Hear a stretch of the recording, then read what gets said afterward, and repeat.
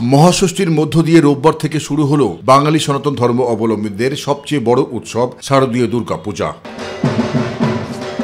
রাজধানীর ঢাকেশ্বরী জাতীয় মন্দিরে দেবী দুর্গাকে বরণের প্রস্তুতিকালে সকল অশুভ শক্তিকে বিনাশ করার প্রত্যাশা করেন সনাতন ধর্ম অবলম্বীরা। মা দুর্গা সবার ভালো করুক, মা দুর্গা সব অশুভ শক্তিকে বিনাশ করুক, এটাই চাই। আমরা অসাম্প্রদায়িকভাবেই সবাই মিলেমিশে হিন্দু, মুসলিম, খ্রিস্টান, বৌদ্ধ সবাই মিলেমিশে কিন্তু আমরা দেশে থাকি।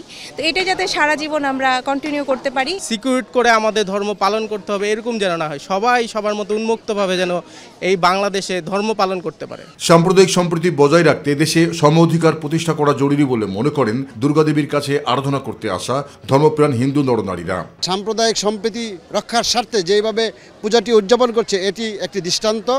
এবারে দুর্গাপূজার উৎসব গতবারের তুলনায় অনেকটা নিরাপদে অনুষ্ঠিত হচ্ছে বলে মনে করছেন মহানগর সার্বজনীন পূজা কমিটির সভাপতি।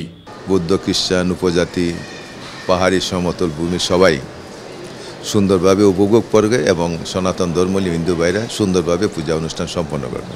আর ঢাকেশ্বরী মন্দির পরিদর্শন শেষে এক প্রেস ব্রিফিংয়ে ডিএমপি কমিশনার ঢাকা মহানগরে 89টি মন্দিরকে অধিক ঝুঁকিপূর্ণ হিসেবে চিহ্নিত করেন। পূজা উদযাপন কমিটির লোকজনকেও আমি রিকোয়েস্ট করব, আপনারাও সজাগ থাকবেন, কোনো দুষ্টু ব্যক্তি যেন কোনো দুষ্টামি করার সুযোগ না পায়।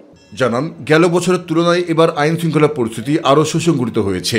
ঢাকা মেট্রোপলিটন পুলিশের সদস্যবৃন্দু সুসংগঠিত হয়ে গেছে, পূর্বের নেই আমরা কাজ করতেছি এবং কোনো রকম কোনো সমস্যা হবে না।